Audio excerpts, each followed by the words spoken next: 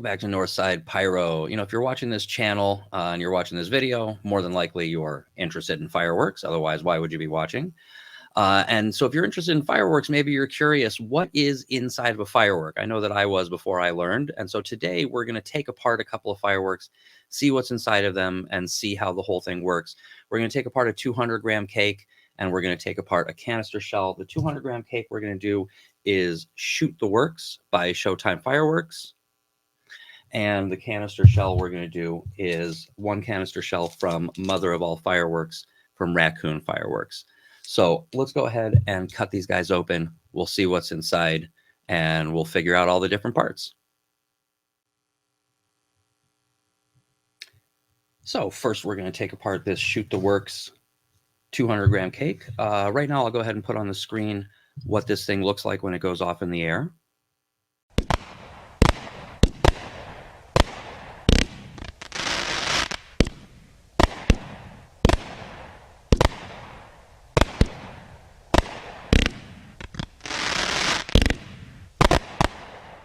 So now that we've seen it, let's go ahead and take it apart and see what it's all about. By the way, I'm wearing gloves because not only am I using a knife, but also I don't want to get black powder all over my hands.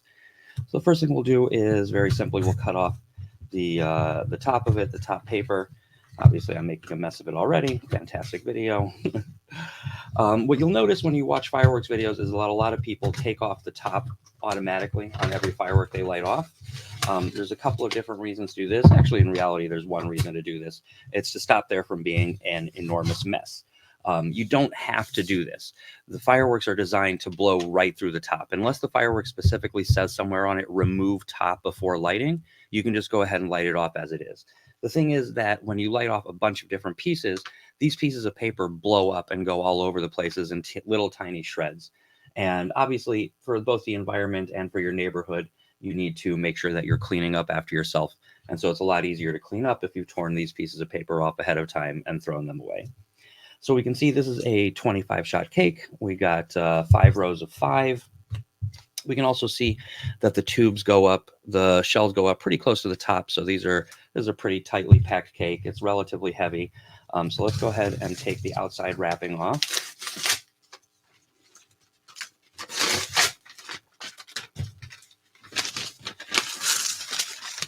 And you can see that for the most part, generally all fireworks are more or less going to be made of paper and cardboard. And so these are cardboard tubes. It's wrapped up by a piece of cardboard that goes all around it. We'll go ahead and cut through that and take that off.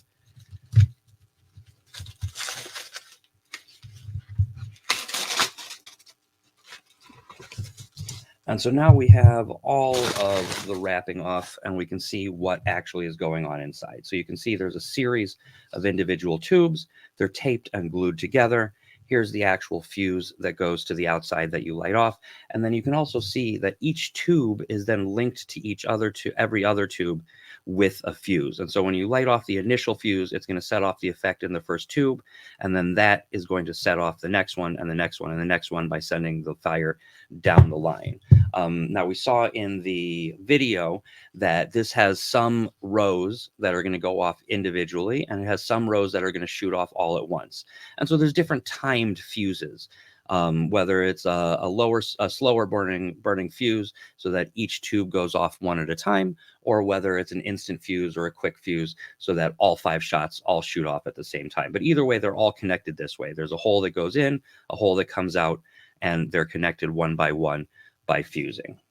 The tape, nothing special about the tape. That's just standard packing tape, same as you would use on boxes that you're packing. So let's go ahead and get that off.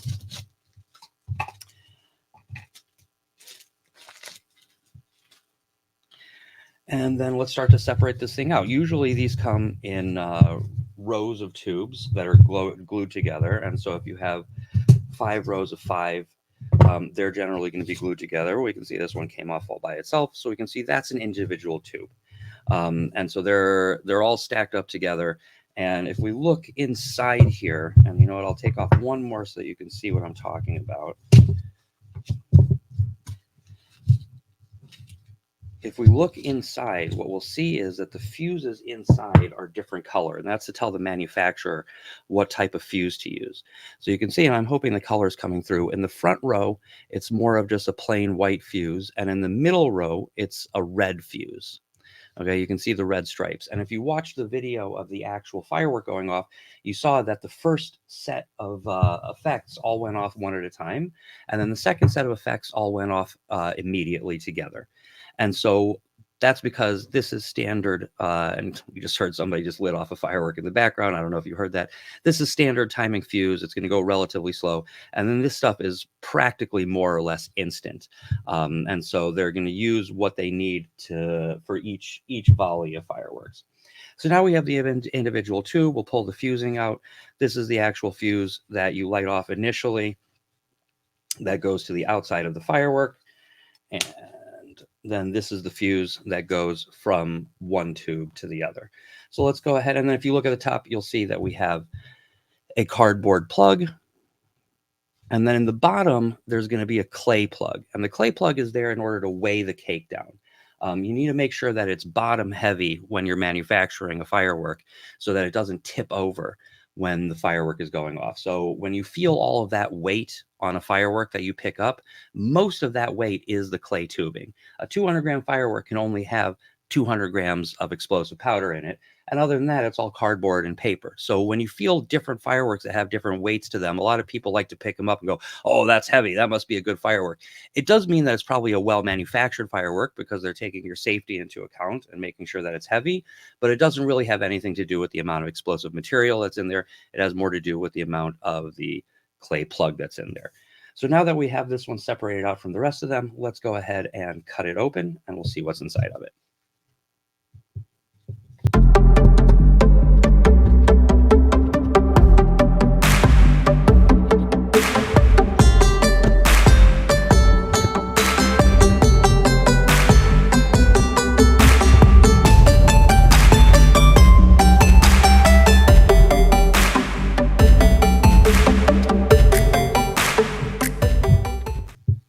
So now as we pop this tube open, we can see what the components are inside of it that make the whole thing go.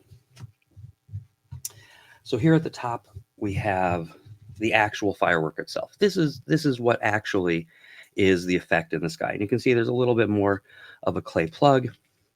And at the bottom of it, you'll see there's a little bit of fusing. Hopefully that focuses in. There's some fusing. Now that's what's called a timed fuse.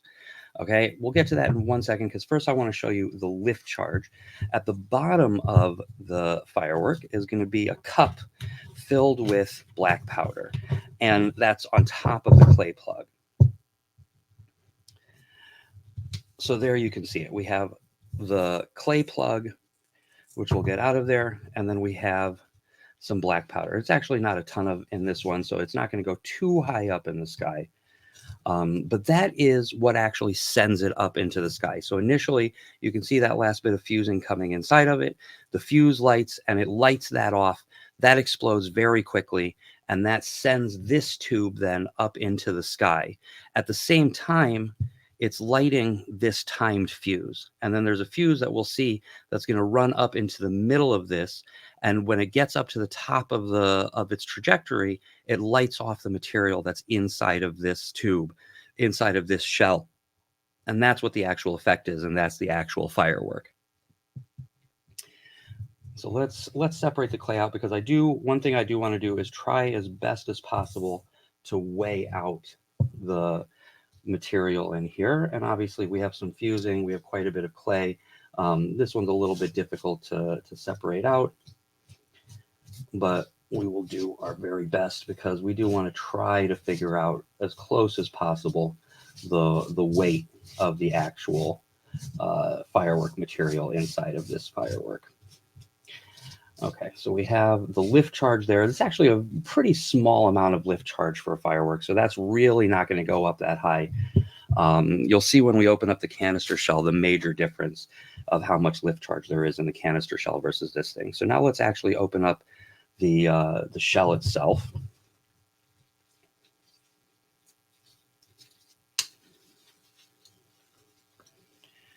And then we'll see what makes this whole thing tick.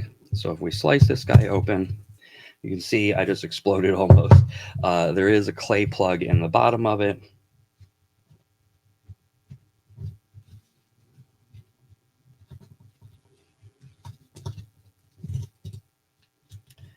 And there we go. So now we've opened it up and you can see the layers here. So there's another material plug at the top, either ceramic or any number of other hard materials. You have a clay plug at the bottom of it. And this clay plug is actually not solid, which is not great. I mean, this isn't the best cake in the world, which is why I was willing to take it apart. You have this timed fuse, which again is burning as the firework is shooting up in the air. And by the time it actually hits this black powder, that's when the firework is supposed to explode. And so in theory, if it's well made, it's going to reach that black powder at the moment that it's highest up in the air. So let's go ahead and pour this stuff out, and we'll try to keep the clay out of it, but inevitably some of it will get in. We're dropping some stars, not too big of a deal.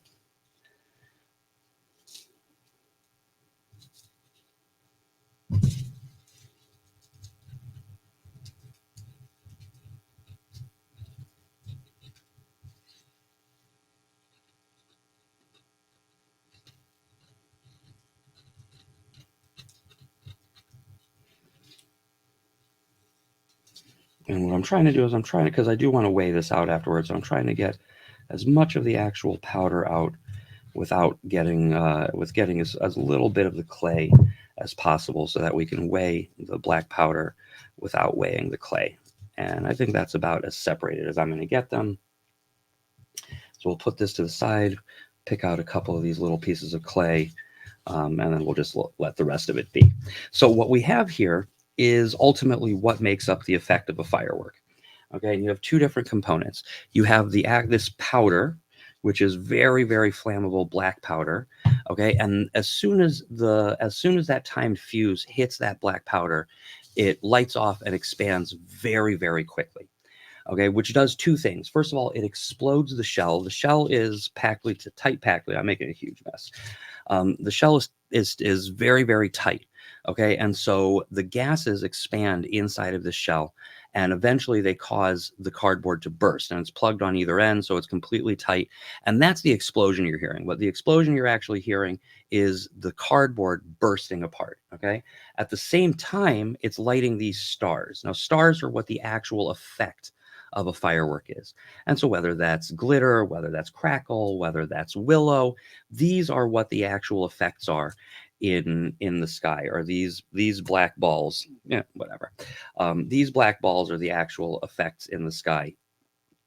And so that's what you're seeing when you're watching a firework, are these black balls. Hopefully the camera will focus. I think we more or less got it. That's what you're actually seeing in the sky. Those burning and separating apart is what makes a firework into a firework. So you have the black powder that blows it all apart, explodes the shell, and then the actual beauty in the sky that you're seeing are these pieces, these balls, which have different chemical compounds that cause them to do different things as they're burning, and also different metals in them that cause them to burn at different colors. And so that's what the actual firework is. So now let's go ahead and weigh that up so that we can see how much material is in it. And then by doing some quick math and multiplying that by the number of tubes, we can figure out how much actual material there is inside of this firework. So I don't know how well you're going to be able to see those numbers, but I'll certainly read them out to you. So we'll tear that cup. And so first we have the actual stars and the inside of the firework. And of course, there's going to be some clay material in there, and there's not too much that we can do about that. But we'll tap this out, try to get as much of this as possible into the cup. And so there we have 4.43 grams of material. 4.45, it's shifting a little bit. Obviously, we have a little bit of clay in there, so we'll take off 0.05 for that. So we'll call it 4.4 grams of material in the inside of the actual shell. And then we have the lift charge, which we'll weigh separately. And again, this I know I got a lot more of the clay into, so I'll do my very best to keep as much of that out as possible, but it's just inevitable that a bunch of that's going to get in. So we'll try to factor that into our math. That's about it. And it only has 1.65 grams. We'll call it 1.6 grams of material. So that's about 5 grams per tube. If you multiply that out by 25, it's 150 grams. So it's short of what it could be. Now they do include the fuse in those weights. But these 200-gram cakes in theory can hold up to 200 grams of material, which is why they're called 200-gram cakes. And so this one only has 150 grams in it, which is a little bit disappointing, but not all of that unusual. So that is what is inside of a 200-gram cake. Next, we're going to go ahead and take apart a canister shell, and we'll see what that looks like. All right, let's go ahead and take a look at the canister shell. This is from Mother of All Fireworks, which was a 24-pack that I bought that's from Raccoon Fireworks. And hopefully you can see here, the effect is a green with Nishiki willow horsetail.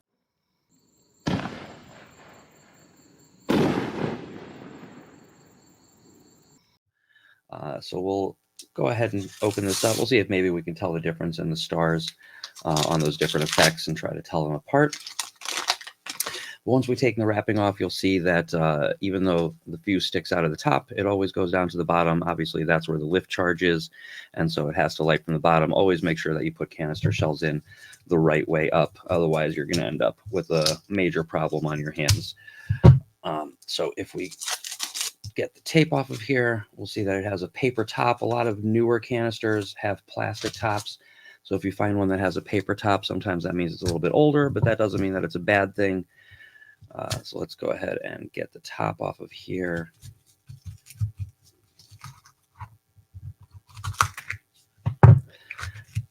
And so once we get the top off, you can see that it is in fact plugged up with some sort of a hard material, probably some sort of cement, or it's not quite clay, but something very hard. And then on the bottom, we have to be careful because the only thing that separates us from the lift charge is just a small piece of cardboard. So when we pop it off like we did on the top, all of that lift charge is going to come right out of here. So if we just get under here and open it up, you'll see that's where all the lift charge lives. And so if we pour that out, so you can see already immediately compared to the cake, I mean, that's more black powder in terms of just lift charge than the cake tube had in its entire effect. And that's obviously going to be the case because the cake can have 200 grams in it. It ended up having 150, and each canister shell can have up to 60 grams of total combustible material in it. And so with all that lift charge, this is going to go way, way up in the air. And you can see again here, hopefully you can see the bottom of the timed fuse, and we'll take a closer look at that. But so we have all this lift charge. I'm very interested to weigh this out and see exactly how much it is. But let's get into the rest of this canister shell and see what's inside of it. Let's go ahead and get this guy cut open. This is very, very thick cardboard. And the reason that they use such thick cardboard is because that's ultimately what causes the explosion. It's the gases inside expanding very, very quickly, and they come up against the resistance of this cardboard tube. And in reality, the explosion that you're hearing, that big boom that you hear in the sky, that is the sound of that explosive gas breaking open this this tube. If we were to just light this stuff just with a lighter, or we were to light the stuff inside of here just with a lighter, it would just go up in flame. There would be no explosion. And so when you hear the explosion, it's really the cardboard tube that's making the explosion.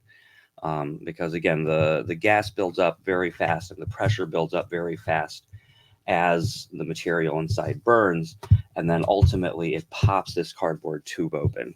And just the force that it takes to pop this thing open is where that explosion sound comes from. So we'll go ahead and get this thing cut the rest of the way open.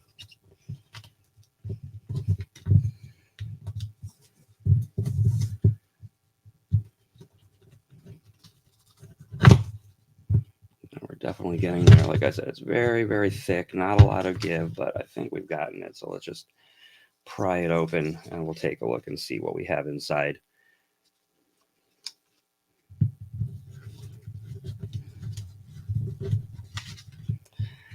And so we'll see, remember, this is the bottom where we have the timed fuse. And so when we look at the bottom, we're going to see a clay plug, and that's going to have the timed fuse coming right through it. And there we go. We have it open. So we have the clay plug that has the timed fuse coming right through it. And so when the lift charge goes off, it lights that, slowly burns up, relatively slowly burns up until it hits this black powder. And then we'll take a look also at the top. Again, we have a couple more plugs. That way, when the pressure builds up, it has nowhere to go but out. And that's why the cardboard explodes. Try to get all this stuff out and avoid the clay as much as possible. And so again, here with this amount, you can see much more clearly than you did on the tube from the cake. You have the difference between the actual black powder, and that is what expands as it lights very, very quickly and causes the explosion. And while it's doing that, it's lighting all of these stars on fire. And the stars, based on the different chemical compositions that they use to put them together, are going to have all of the different fireworks effects that you see up in the sky. And as they burn, they're going to do different things depending on what metals put in them. They're going to burn at different colors. And then they'll either, leave trails, or they'll crackle, or they'll do any number of things. It's unbelievable how they figured this stuff out. And it's not recently. This is all ancient stuff that people figured out. Obviously, with modern techniques, we've been able to come up with easier ways of doing it and some cooler effects. But, people came up with this thousands of years ago, hundreds of years ago. I don't know. I'm not a historian, but it's been around for a very, very long time. And it's all just through trial and error, probably lots of burns. And you can see here that there's actually two different sizes of stars. And so you have big stars and small stars. And more than likely on that, the big stars are going to be the Nishiki, because Nishiki willow hangs in the sky. And so it needs to burn for a long duration as it comes down. And then you have the smaller ones. That's going to be the horsetail, which shoots out.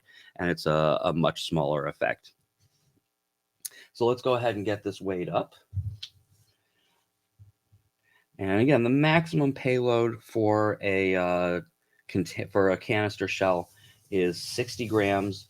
Doesn't matter if it's 4 inches, 3 inches, or 8 inches. The only amount allowed in a legal canister shell is 60 grams.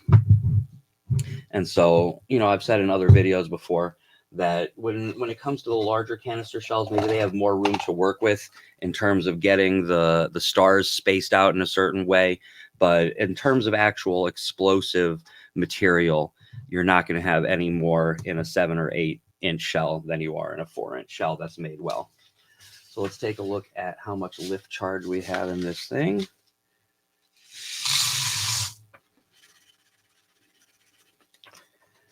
So we have about 12.5 grams, 12.59, but again, I imagine that there's a certain amount of clay in there. And so we will assume that it's right around 12.5 grams of lift charge, which again, that's much more, that's almost double of what was in the entire tube of the 200-gram cake. And so, that is going to really get this thing up there and make it so that it goes really, really high up in the sky before the effect goes off. And then finally, let's go ahead and weigh up the material from the effects. Try not to spill any of it.